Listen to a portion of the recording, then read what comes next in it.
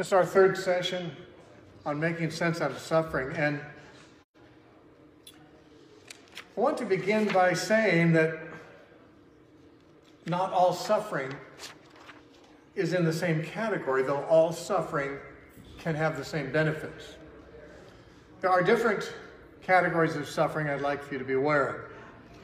One of them we'd have to call corrective discipline.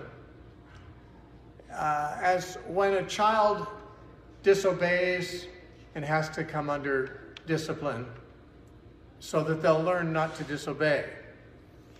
We do that too, obviously. We are imperfect, we sin, we disobey, and sometimes as a result of our disobeying, we suffer for it. Now that suffering can be simply internal suffering from God convicting us, and it can actually be worse than that. It can be physical. If we do things that are wrong, then sometimes physically painful things happen to us as a result. And it's not hard, as I was saying earlier in an earlier part of this series, it's not hard for us to understand why I'm suffering if I was driving drunk and I got in an accident and now I'm paralyzed. You know, okay, I'm suffering paralysis. Can I figure out why that was? Yeah, I was sinning. I did the wrong thing, and this is the consequence of my sin. Now, that we could call corrective discipline. Now, did God cause me to get paralyzed from the neck down if I was driving drunk? Not necessarily, in a direct way, but he could have prevented it.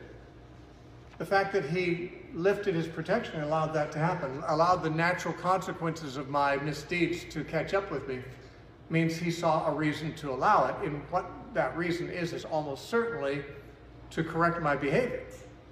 For me to understand not only not to drink and drive, by the way, I don't drink, but this is, I'm speaking hypothetically, but not only teach me not to drink and drive, but to teach me to contemplate the consequences of wrong behavior in general.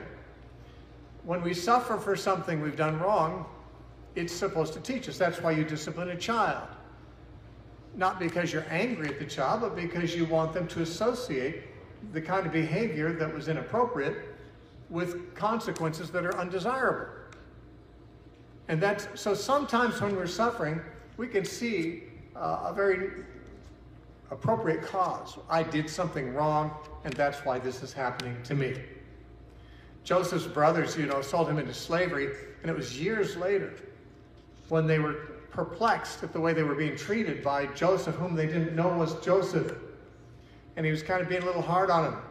They said among themselves, this happened to us because of what we did to our brother Joseph. It was like years later. It was still on their conscience, but they knew this is happening to us because we did a bad thing. And it's amazing how it is true. That was why it happened to them. And it's amazing that sometimes consequences for wrong deeds catch up very belatedly. But when they do, you say, I know what that's about. Reuben, the oldest son of Jacob, actually fornicated with his father's concubine. There were no consequences for it right away, but when his father was old and dying and giving out the family blessings, Reuben was the firstborn and would have received the birthright. But at that point, many years after the sin had taken place, Jacob said, Reuben, you're unstable as water. You're not going to prosper. You don't get the birthright because you went into my concubine. Now, that was like years later, but sometimes bad deeds have consequences that catch up years later, which is scary because a lot of times when we've sinned, we don't see any immediate results from it. And instead of learning to stop, we just figure, well, I get away with this most of the time. Guess I got away with it. But you never know if you did or not. Something you did 20 years ago may catch up with you to ruin your reputation today. It says in the 8th chapter of Ecclesiastes, because the sentence against an evil deed is not executed speedily, therefore the hearts of the sons of men are fully set in them to do evil. You get established in evil patterns because you're not immediately suffering for it. But sometimes God forestalls the consequences only so you'll take it more seriously when it happens. Because it does, when suddenly something you did years ago pops up and you never suffered any consequences, now it pops up to ruin you, it suddenly gives you a sense of how horrible it is to sin. You don't know what the long-range consequences may be, even if you don't sense short-range consequences. And therefore, disciplinary suffering, and this can be physical pain, it can be conviction, it can be any number of, ways that you suffer because you did something wrong. That's one kind of suffering. It's only one category, though. It's of course for training, just like when you discipline a child, it's to train them. But there's another kind of suffering that isn't corrective discipline, and that is suffering when you haven't done anything wrong. In fact, sometimes it's suffering when you did the right thing, and because you did the right thing. Persecution is another kind of suffering, and it certainly is in that category. You're not persecuted because you did something wrong. You're persecuted for righteousness' sake, Jesus said. It's part of bearing a cross. It's kind of a voluntary suffering you take on by choosing to do the right thing.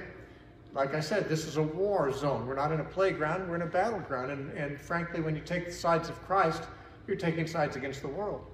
You're taking sides against the devil. You're taking sides against most of humanity who are against God. And that being so, you're inviting suffering on yourself that you would not experience if you didn't take God's side. You're not suffering corrective discipline for doing something wrong. You're suffering the wrath of man and the wrath of Satan because you're doing the right thing. So it's God the Father who disciplines his children when they do wrong. But when it comes to persecution, that's the wrath of the enemy. And so, sometimes when you're suffering, it's not because you did something wrong and God's trying to teach you not to do that anymore. It's because he wants you to share in the sufferings of Christ. Christ was hated by the world. Jesus said, if the world hated me, they're going to hate you. If they call the master of the house Beelzebub, what are they going to call you? Excuse me. And Paul said in Philippians chapter 2 that he wants to know Christ in the fellowship of his sufferings. Certainly being hated by the world for Christ's sake puts you in many respects in the same company with Jesus and in a position to fellowship with him and know him in a different way than before. Actually, I'm going to have more to say about that later, but that's another category of suffering. Sometimes you suffer for doing wrong. Sometimes you suffer for doing what's right. And then there's this other category of suffering, and probably most human suffering falls into this, and that's you're not suffering because you did anything wrong or anything right. You're just suffering because you're on the planet. You're in a fallen world. A hurricane came through. Everybody's houses were flooded. It's not because, they're good people and bad people. It's just, this is a world full of suffering.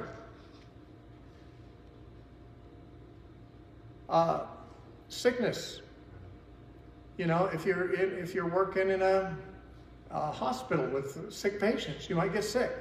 Now, you're not being persecuted for doing what's good, although in fact you might have been doing a very good thing, helping patients, but it's not a case of persecution. It's a case of simply being in a place where people get sick, and you got it. Or being in a place where there's a war zone, and good people and bad people alike suffer. And so much of our suffering is the result not of doing anything right or wrong, but simply being human in a world that's fallen and full of things that are out of proper sync and out of proper order. Now, in a sense, we can see how corrective discipline can improve us. If we do what's wrong, we suffer for it, we learn our lesson, we don't do that anymore. We can also perhaps see how persecution for righteousness' sake can help us, because it puts us more able to relate with Christ, really. And it brings us closer to Christ, which is a positive thing. But what about just ordinary suffering? The suffering you usually have. The power goes out where you live, and it's winter. And you're suffering from the cold, and so are your neighbors. Some of them are Christians, some are not. But it's just common suffering that everybody's experiencing. Or the flu goes through and you get it. How does that benefit you? Well, it benefits you by it depends on how you respond to it, is the thing. Suffering, no matter what the cause of it is an opportunity to respond in a godly way. We live in a world of suffering, and we who suffer are here to learn to empathize with other people who suffer, to be compassionate toward others who suffer, to assist others who suffer, and so forth. I mean, there's plenty of ways in a world of generic suffering that a Christian, even one who experiences that generic suffering, can be of value. Most of you probably know who Joni Eareckson Tada is. She's probably about my age, in her middle 60s. When she was, I think, 19, she was in a diving accident in a lake and broke her neck. She'd been paralyzed from the neck down ever since. She's also a cancer survivor. More recently, she got cancer, but I think she licked it. But she's very famous. Actually, as a result of her paralysis and her reactions later on, she got a lot of attention. A book was written about her. A movie was made from the book. She's made albums. She sings. Can't use her hands or feet, but she can sing. In fact, she paints paintings. She's pretty good at it, too. She holds a paintbrush in her mouth and paints on a canvas. And there's greeting cards you can buy with Joni Eareckson Tada's pictures on here. This woman has done more without the use of her body below the neck than most people do with full access to all their limbs.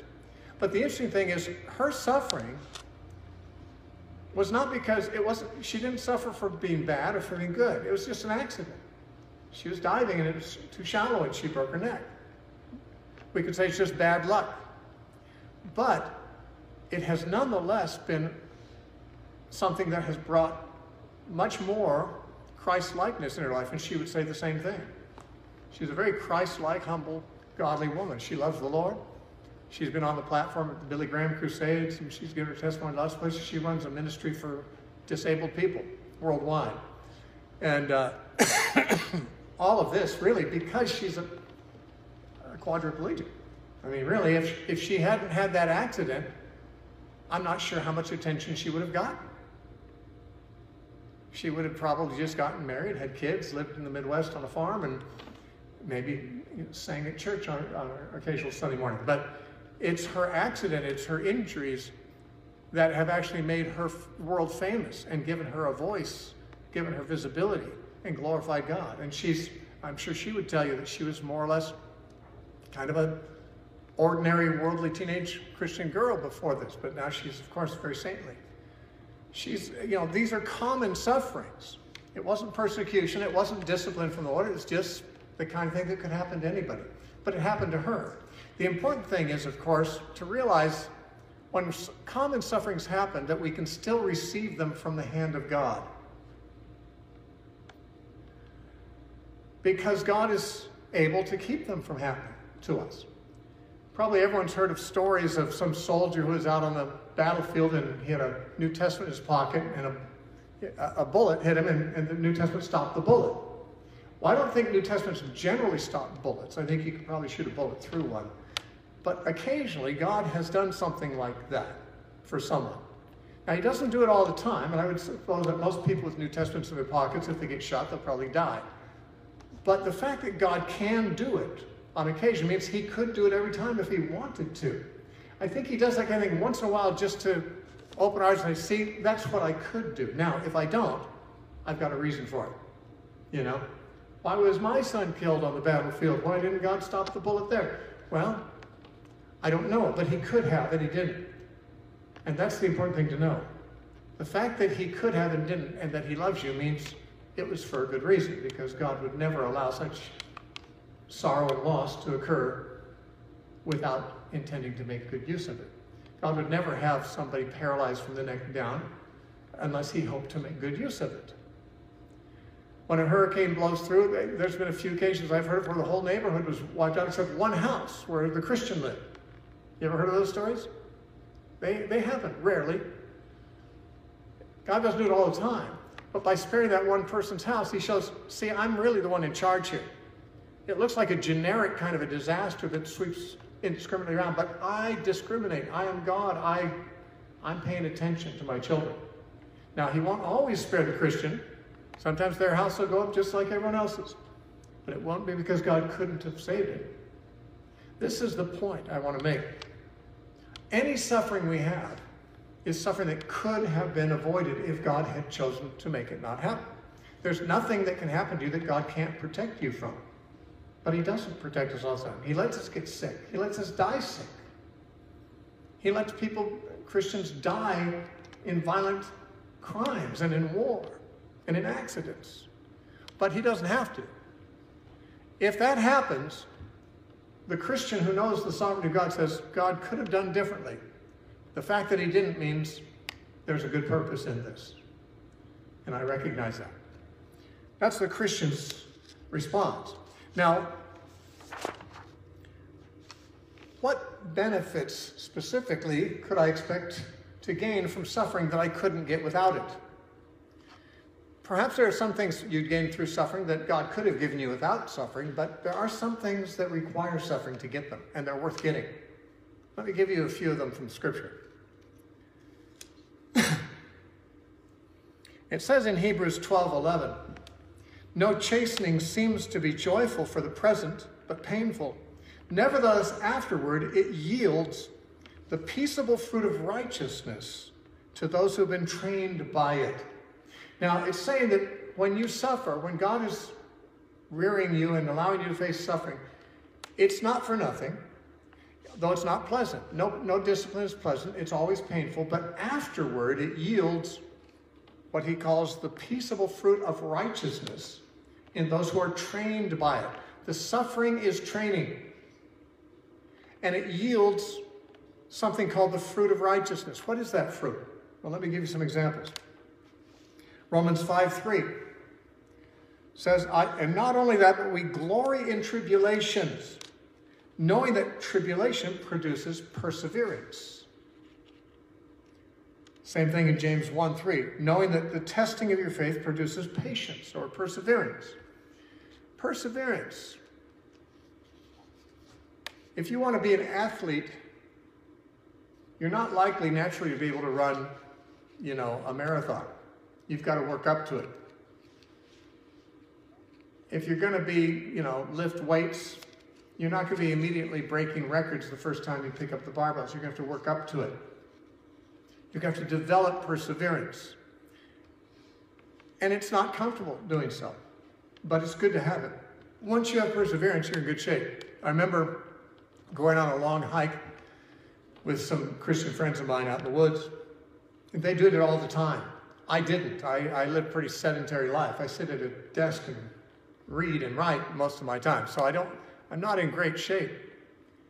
But we went on this hike, and they were just cruising up and down the hills and stuff like that. This is something they did all the time. I was puffing and panting, especially at the end of the day after hiking about, probably at least 7 or 8 miles. We're up, heading back to the cars up the hill, and I just felt, I don't think I can put one foot in front of another. I didn't know you could be so tired. I didn't know you could be totally out of energy so that you felt like, I just got to stand here maybe till tomorrow, and maybe I'll be able to take another step then. Honestly. But these guys, they didn't look much different than me, but they were cruising. They had no problem at all. They did that kind of stuff a lot. I don't. I remember once a friend of mine in Oregon opened up his own fitness center, it's really a gym. And so I joined it because I thought I better get in shape. I remember getting on the exercise bicycle. I thought, well, I'll set this for, there was some kind of preset program. I'll go for the 12 minutes. So I start riding, and there's not even much resistance, but like a minute or 2 minutes into it, I'm thinking, I don't see how I can do this. I'm not overweight. I've never been overweight. I've always been underweight. I never thought I'd be, have low endurance. But I just couldn't go more than a minute or two. But I came back a couple days later and did it again. I still couldn't do 12 minutes, but it was easier to do the minute or two that I did. And I kept coming back, and within a week, I was able to easily do the 12 minutes. I mean, it was amazing how quickly you build up perseverance and endurance if you keep at it. But if you just sit around, you're not going to build any up. You're not going to become a stronger Christian. You're not going to be able to face harder trials in the future if you're not trained for it. We're in training for it. There's an interesting place in Jeremiah chapter 12 where he's complaining, because Jeremiah actually had a pretty hard life. And he was known to whine. He's called the weeping prophet, but he could be called the whining prophet some of the time, because he complained a lot about his sufferings. Not that I wouldn't. I mean, I'm not saying I'm better than him, but it's interesting. He says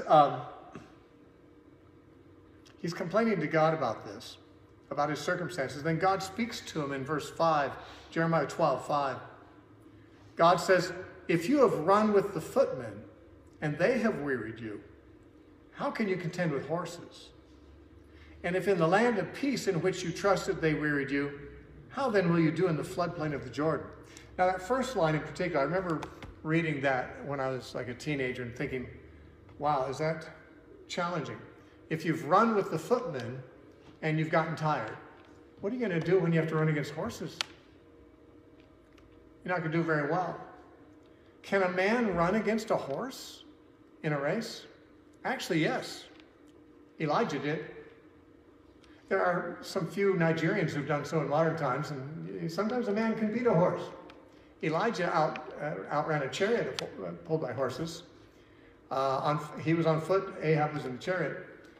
It's not impossible for a man who's very fit and very fast to outrun horses.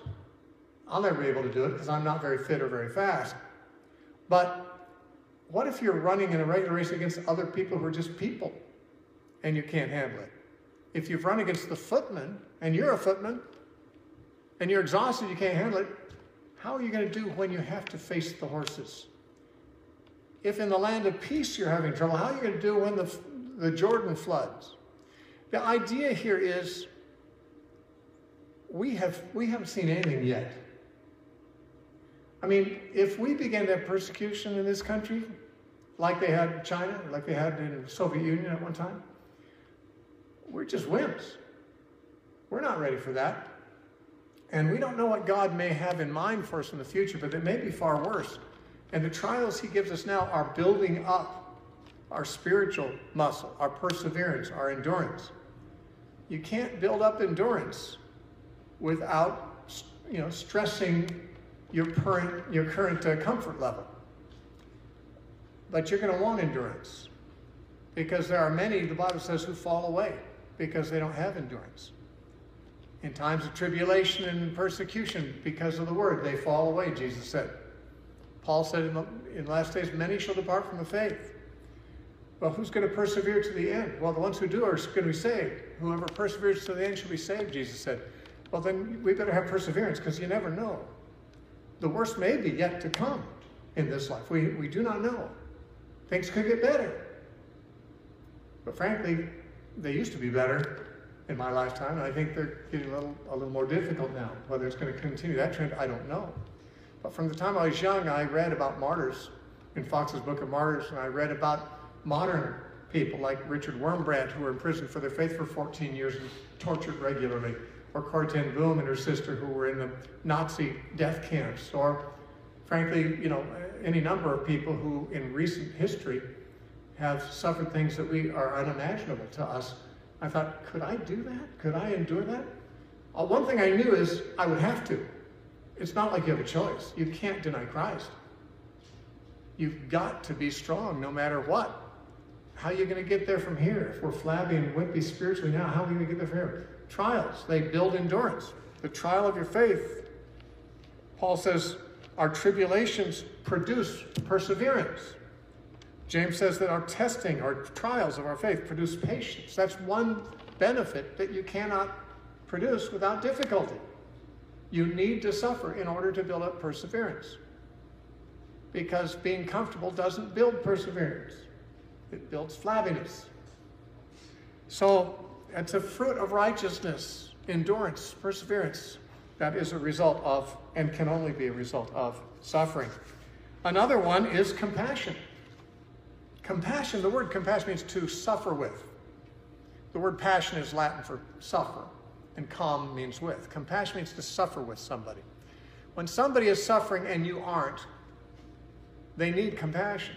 And if you're going to be Christ-like, you're going to want to be compassionate. Jesus was moved with compassion on a regular basis. The Bible says he was moved with compassion. To have compassion means you have to be able to empathize. You have to be able to suffer with that person.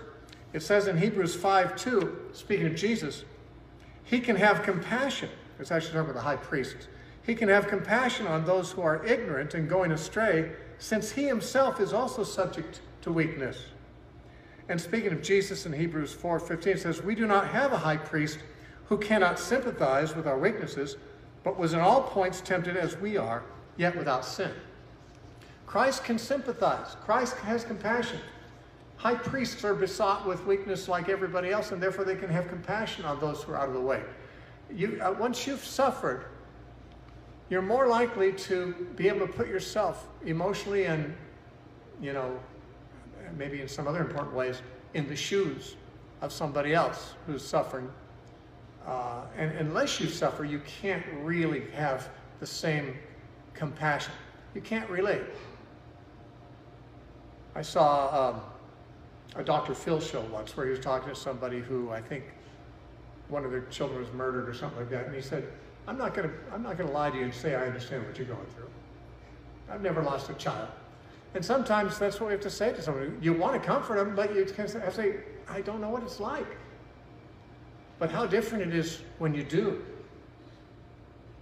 When my wife was killed in an accident, most of the people in the church in the course of the next 2 days came to visit me. And I appreciated it. Most of them had no idea what I was going through, but I appreciated their good intentions. But then a guy came in, one of the deacons in the church, and it meant so much that he came. And we had such good and comforting fellowship because he had lost a wife in an accident just a few years earlier, a wife and a child. And I knew that about him. Before I lost my wife, I knew that he had lost a wife and a child. I thought, man, what must that be like to go through? And then I lost a wife. And but when he came, his visit and his words that he spoke to me were so much more impactful than others. Not because he meant well and they didn't, but because he'd been there. He knew exactly what I was going through. And most of those people just didn't. It's not their fault. They couldn't help it. And I've been sitting with people who've been through things I have not been through, and I think, I wish I could say I know what it's like, but I don't. But the more things I suffer, the more people there are I can say that to. I know what that's like. Your wife died, mine did too. Your wife left you, mine did too. Your kids fell away, mine did too.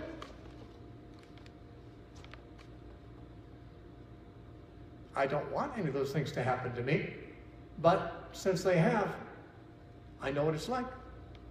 And I can have compassion more naturally. In fact, I cannot not have compassion. I know the first time my first wife left me for another man, I couldn't even watch TV shows where there was a hint of a married woman flirting with another man or something like that. I mean, I felt so much compassion for the character who was being cheated on, even though he wasn't a real person. It was a drama. But I just felt, it just cut to the heart. And, I felt like I was the better for it. I like those sensitivities. I like being able to cry. I'm not, you may have guessed it, I'm kind of a cerebral kind of a guy. And you might think I don't feel many emotions. I do. But I used to complain about my very temperament. I'd say, I wish I could cry more easily. I wish I had more, I wish my eyes weren't as dry as they are, or, how come I can just look at things more analytically. I wish I had more of that compassion, but that was a long time ago. I've been through the meat grinder a few times, and I find that I can cry very easily. Yeah. No, but I'm glad. I'm glad. I want to be able to. Jesus wept, Unless you suffer, you can't feel another's pain. You can try. You can want to, but you can't feel it as Jesus did. But you could become more like him through suffering by obtaining this fruit of righteousness, which is compassion. Another thing you learn that's certainly desirable through suffering is obedience. And this is said about Jesus. I mentioned this before. Hebrews 5, verses 8 and 9. Though he was a son, he learned obedience by the things which he suffered. And having been perfected, he became the author of eternal salvation to all who obey him. Now he obeyed, now he is obeyed. We obey him. He was perfected. He learned obedience through things he suffered. I mentioned earlier, this is a perplexing verse because it sounds like it's saying Jesus was not very obedient, then he had to suffer, then he became obedient, he learned how to be obedient. I don't think that's what it means. I think what he's saying is when Jesus was in heaven before he came to earth as a man, obedience was a non-issue. His Father wasn't giving him orders. He wasn't being asked to make any sacrifices. He was God. He was in the position of God. He was not in the position of one subject to God. He was God. When he became a man, he became subject to his Father in a way human beings are. And he learned what a life of obedience is, what it feels like, what it costs, how difficult it is. He learned what we have to learn, the lessons of what it means to be in a position of obedience, and how hard that is, especially when obedience hurts like it hurt him, and costs as much as it cost him. Likewise, we learn obedience through the things we suffer. In Psalm 119 and verse 67, it says, "Before I was afflicted, I went astray, but now I keep your word." No better next time. Before I was afflicted, I went astray. I didn't obey. Now I do. Why? What changed? I went through this thing called affliction. Before that, I didn't obey. Now I do. Now, Jesus obeyed before, but the point is, we don't always obey, and affliction is a very good motivator to learn to keep his word. Now, here's another thing the Bible says we get in tribulation, which we can't get anywhere else. 2 Corinthians 1:4. That God comforts us in all our tribulation, that we may be able to comfort those who are in any trouble with the comfort with which we ourselves are comforted by God. This is a little bit like the compassion things. But what he's saying is that in our affliction, God comforts us. Now, you don't need comfort if you're not hurting. And if you don't hurt, you won't receive this particular comfort. Being comforted by God, for those who love God, those who want to be close to God, those who want to know him in the afflictions, having his comfort is one of the greatest privileges. And God, he says, comforts us in all our tribulations. But he can't do that unless I'm in tribulation. He can make me comfortable. I can be comfortable in a world without tribulation, but I can't be comforted. There's something very sweet about the comfort of God. The Bible says the Lord is near to those who have a broken heart and comforts or saves such who have a contrite spirit. God draws near to people who are suffering when they look to him. And the nearness of God, the contact with God at that level, is something that is different than you can have when you're not in need of or experiencing the affliction and comfort together. But he says that we now, having been comforted by God, can now comfort others who are in any affliction. So again, I've been through it now. I can speak with authority. I can speak with poignancy to somebody else who's going through it because they can't say, I don't know what it's like. I do. And I've known the comfort of God. And I can tell somebody who's been through something, hey, God is in that. When I was in that, God drew near to me. You can draw near to God and he'll draw near to you. And this is a good thing. This can work out for your good. You'll be glad in the end about it. Now, a fifth thing that suffering works for us is trust in God. And again, this is something that suffering allows us to do, which prosperity, good health, comfort does not really allow. I'm not saying that people who are comfortable and happy in their circumstances can't trust God, but they can't trust him desperately because they're not desperate. You know, when my wife was killed, I received an insurance settlement.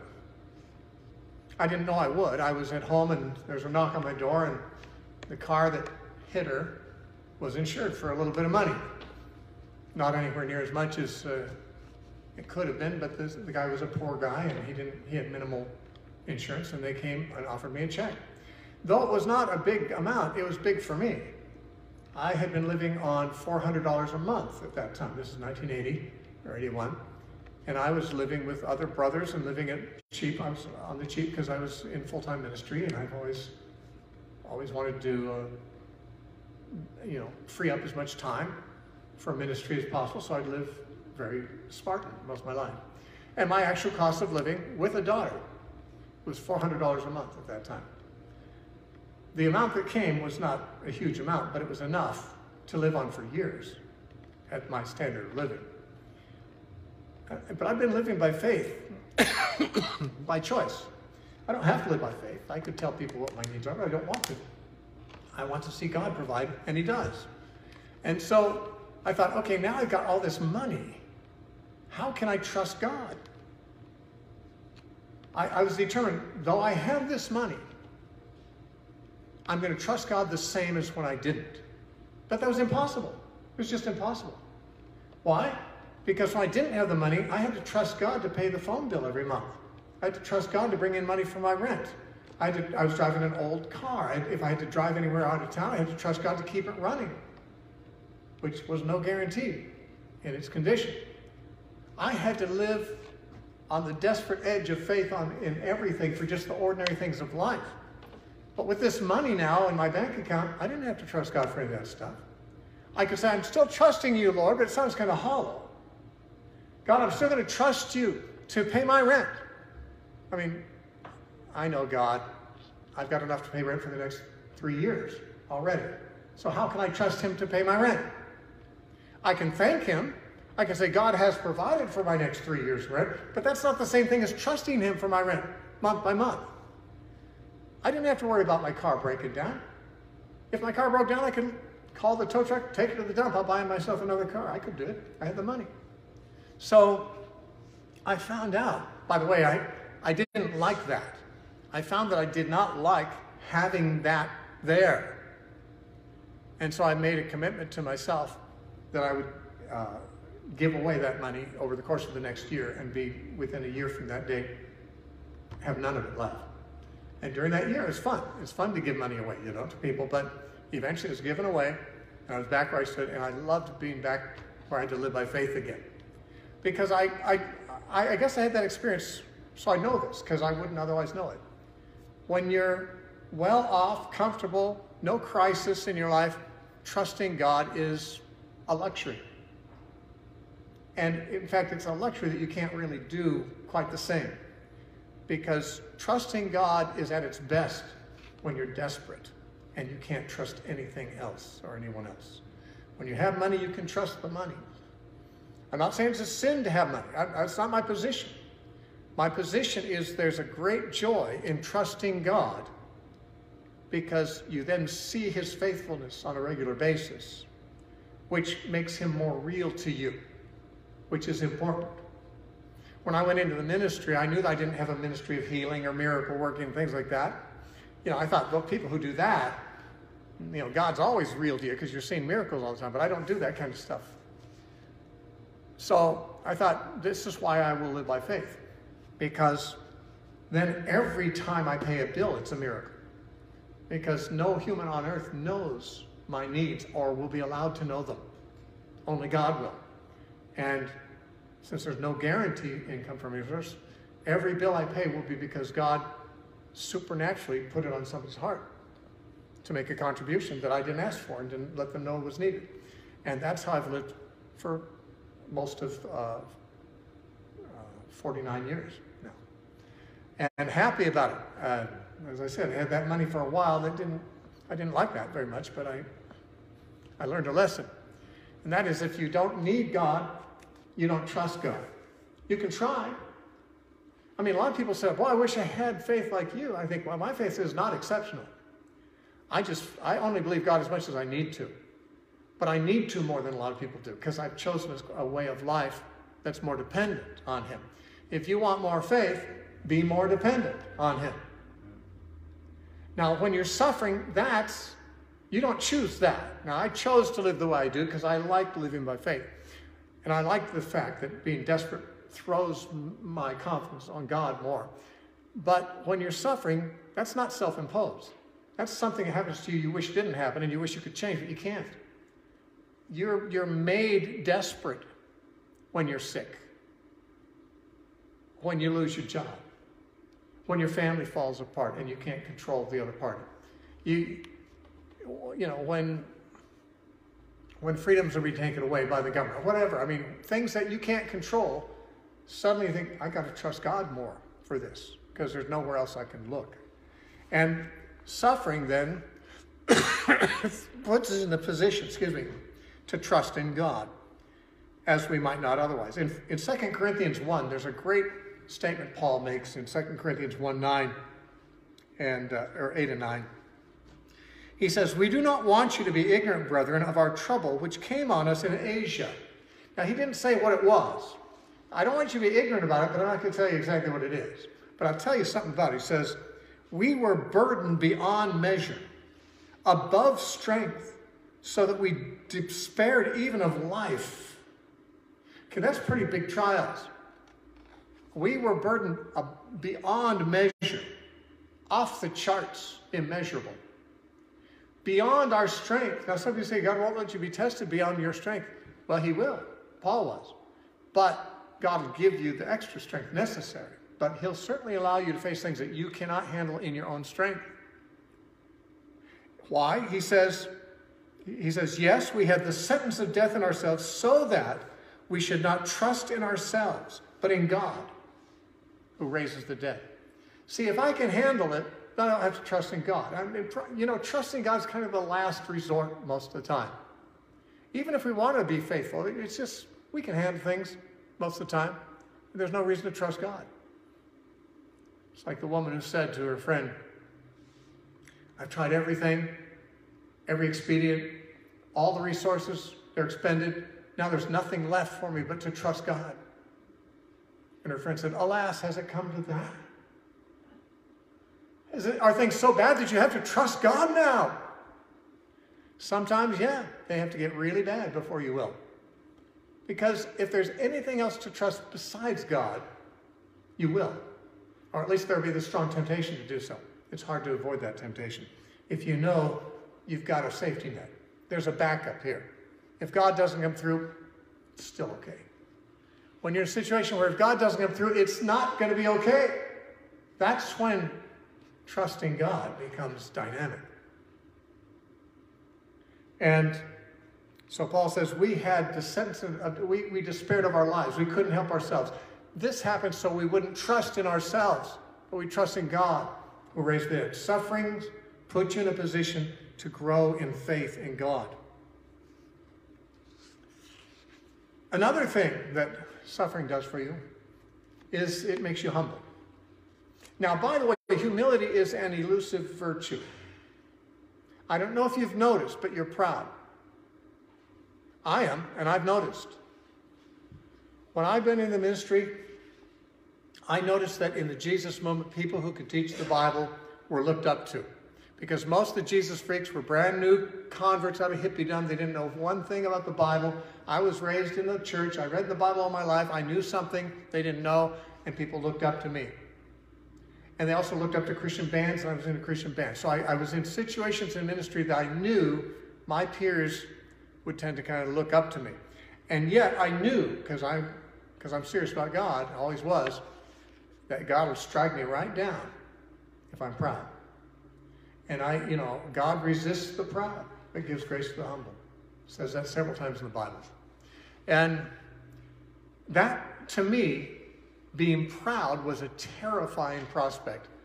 And yet, as a young man, I couldn't be as humble as I want to be. I heard one older preacher say, I've never met a humble young man. One preacher I know said, when I turned 30, I repented of being 20. When I turned 40, I repented of being 30. When I turned 50, I repented of being 40. I'm now, 60. I'll probably repent of being 60 when I'm 70. Because as you get older, you look back on how arrogant you were. You didn't know it. You were just you. Being proud is natural. You don't realize you're proud. But I do remember that when people would compliment me or praised me in some way, I remember thinking, that's dangerous, you know. That's risky. If people say great things about me, I might be stupid enough to start believing it at some point.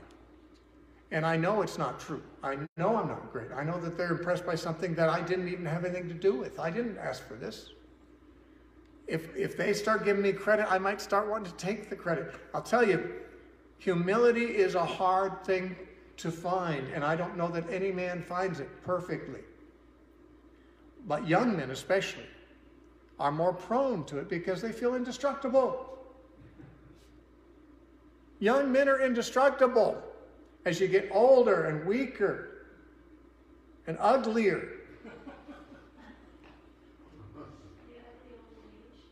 Ugly old age. My friend Fred Bob was talking about ugly old age. And he was an ugly old man, but he was sure a diamond, a spiritual diamond. But he was all wrinkled up and all messed up. But he was full of joy because he said, only Jesus can make ugly old age the crowning period of life. But the point is, when you get older, it's easier to be humble. And yet it's still not easy. It's still, the tendency is to be proud. But one thing that really works real well in creating humility or inspiring humility is suffering. Because it's when you're suffering you don't feel indestructible at the moment. You don't feel like you're in command of the situation anymore. If you were, you wouldn't be going through this. Suffering is a humbling thing, and that's a very helpful thing. Trust me, you want to be humble. You don't want God to resist you. God resists the proud. He gives grace to them. You want to be humble. I've known that all my life. I want to be humble. I just am not. But the more you suffer, the more it is natural to be humble. Like, hey, I'm getting it. I'm not indestructible. I'm not great. I'm not anything. I'm just a feeble, vulnerable, frail human being who has all the sufferings anyone else has, and I can't do anything more about it than they can. That's a wonderful, wonderful, humbling thing. Paul said in 2 Corinthians 12:7, and lest I should be exalted above measure by the abundance of the revelations, a thorn in the flesh was given to me, a messenger of Satan to buffet me, lest I be exalted above measure. Paul suffered from that thorn in the flesh. It was annoying to him. We don't know exactly what it was, but he tells us it was very unpleasant, and he says, the reason I had it was given to me. Now, he said it was a messenger of Satan, but it was very clearly under God's control, as he goes on to make very clear. It was God's desire to allow this messenger of Satan to buffet him and trouble him. And he said, it's so that I would not be exalted above measure. Now, you know, that was God's purpose for it, not the devil's. The devil was not trying to keep Paul from being proud. God was trying to keep him being proud. So he allowed this messenger of Satan to buffet him, this thorn in the flesh. And it helped him stay humble. And that's what suffering offering does. It's a wonderful benefit from suffering. Become more like Christ in that way. In the same passage, the next verse, Paul said, concerning this thing, I pleaded with the Lord 3 times that it might depart from me. Now, what's that mean? He prayed 3 times for it to go away. Now, this is another benefit of suffering. It makes you pray. Most Christians I know would say they've got a pretty pathetic prayer life. Now, maybe you don't. I know some people have got great prayer lives, but most people I know say their prayer life pretty pathetic. They wish they could do better. If they could snap a finger and become a great prayer warrior, they would, but that just doesn't happen. They get distracted. They start praying and they fall asleep. They don't, they can't remember what to pray for after a few minutes, and it's like, this is, I'm bad at this, I think it was C.H. Spurgeon said, if you want to embarrass a Christian man, ask him about his prayer life. And yet, I truly do believe in prayer. I believe prayer is the most powerful force, the greatest privilege that Christians have. So why don't I do it better? Why don't I do it more? Once again, it has to do with how desperate do I feel. We cry out to God when we're desperate. When we're not desperate, we might pray, but it's kind of perfunctory, isn't it? I mean, okay, time to pray. It's, I have my morning devotions, or we're going to eat a meal. Let's go into bed. Let's say a prayer. Okay, so we say a prayer. But when we're not very desperate, in many cases, we're not doing much more than saying a prayer. That's not always the same thing as praying. When you're desperate, you cry out to God. And Paul said, I had this thorn in the flesh. I prayed 3 times for it to go away. Now, you might say, well, that's not a whole prayer life. No, but that's 3 prayers he wouldn't have prayed if he didn't have that thorn. You want to pray more? Well, I'll tell you what, when you suffer, you'll find yourself much more naturally crying out to God, praying. When my ex-wife left 4 kids at home, just went off, never spoke to me again. Never contacted me. Never explained why she left. That was hard. The good part of it was she left the kids. You know, it was much harder if she took the kids too. Thankfully, she didn't. But it was hard. First of all, I was in the ministry. Secondly, it was my 2nd divorce. That's not good on the resume of a minister. It raised questions about whether I could ever teach again on family life, which was one of the things I taught about a great deal before then. When my family was good, I taught about family life a lot. I hardly ever have spoken about it since then. It's been 18 years. I mean, I could see damage to the ministry. I could see damage to my children. I could see damage to our testimony. I could see damage to the church. It was a bad thing. I was suffering at many levels. But I'll tell you what, I walked through the house praying out loud every day for months. You know, I mean, I don't usually pray out loud all day long. I couldn't go very many seconds without crying out to God again. You know, suffering makes you prayerful. Unless you're not a believer, of course. But prayerfulness is a good thing. That's something most of us would like more of. Appreciate it when God does something that makes you that way. Another benefit, only a few more that we're done here for this session, is it puts you in a different degree of fellowship with Jesus to suffer with him. I mentioned earlier Philippians 3:10. Paul says, I pray that I might know him and the power of his resurrection and the fellowship of his sufferings, being made conformed to his death. I want to know Jesus other than by hearsay. I want to know him by immediate interaction. I want to know him by immediate knowledge, intimately. I want to know the power of his resurrection, but I also want to know the sharing, the fellowship of his sufferings. Paul thought that suffering with Jesus, suffering for Jesus, suffering like Jesus, was a major part of bringing him into fellowship with Jesus, knowing Jesus. You learn more about somebody when you've suffered what they suffered. And if you suffer it with them, that binds you together like very few other things.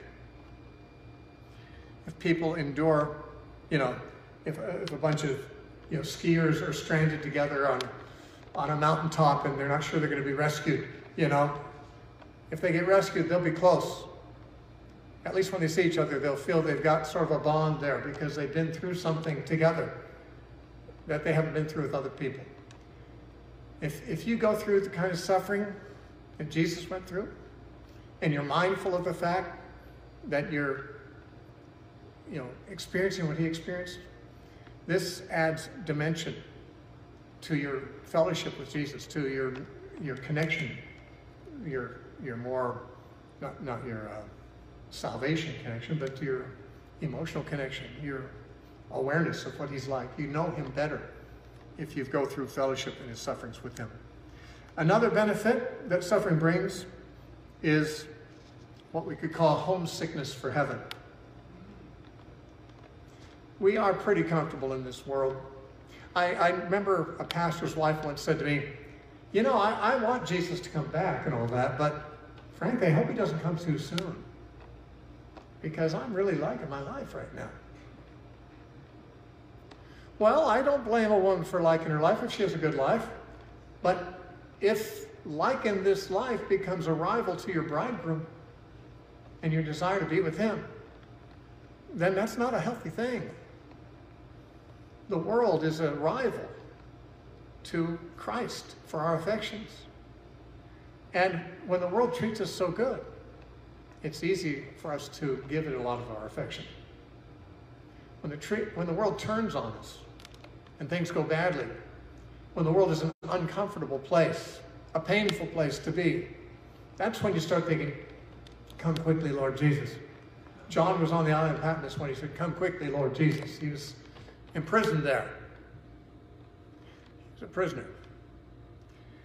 I'm not saying he wouldn't say it at other times, but that's when you feel it.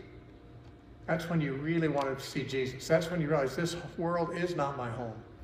I want to be with Jesus.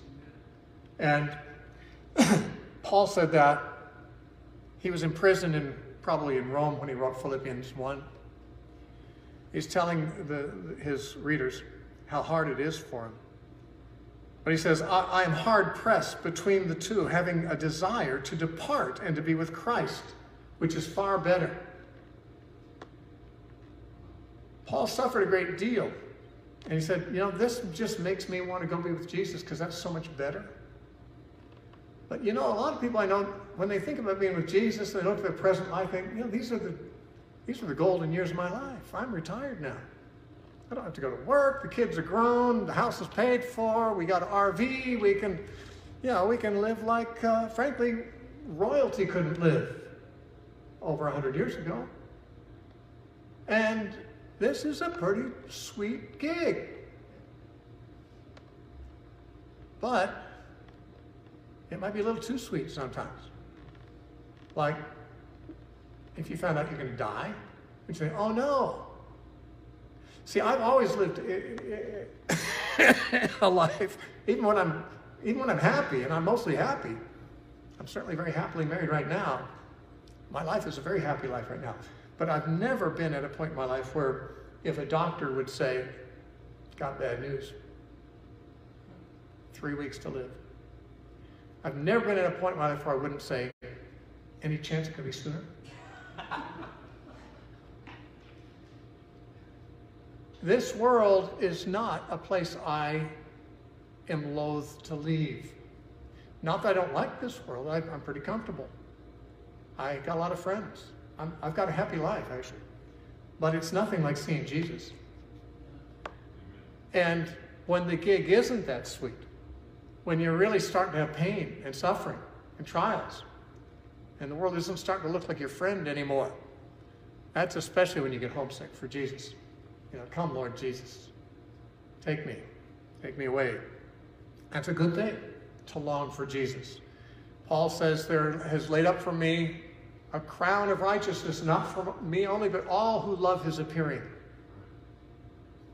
If someone says, well, I want him to come back, but not yet, I don't think you love his appearing. How could a woman who's in love with her husband who's away at war not be longing for the day then he comes back from war and they're united? There's no love there if she doesn't want him back, not right away. So that's another thing. One last thing that's a real benefit that comes from suffering, and that is it provides an opportunity for witness. I mentioned that if you've been through something, that becomes a testimony. You can tell people how God took you through it, how God, delivered you or whatever. Or if you're not delivered, if you're still in it, you can talk to people about how great God is and how he gives you the grace and the strength to endure it, and how, you wouldn't trade, these sufferings along with God for a life without God and without suffering. I mean, when people are suffering, they almost always speak sincerely, and people know that. When you're suffering and you speak about God, most people realize that maybe they should listen to you. Especially if you've been through something that not everyone's been through or that they haven't been through.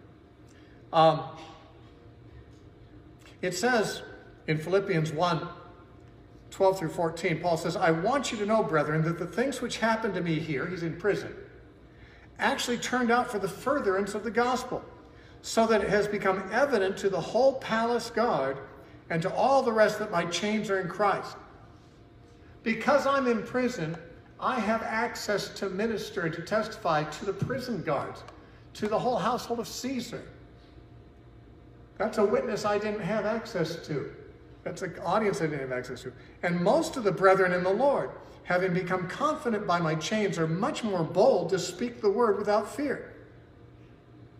Now, because I'm in chains, Paul says, which is not a comfortable place to be in a third world jail, there's people hearing the gospel that would never have heard it. And there's brethren who are already believers who are emboldened. They figure if Paul can go through it, I can go through it.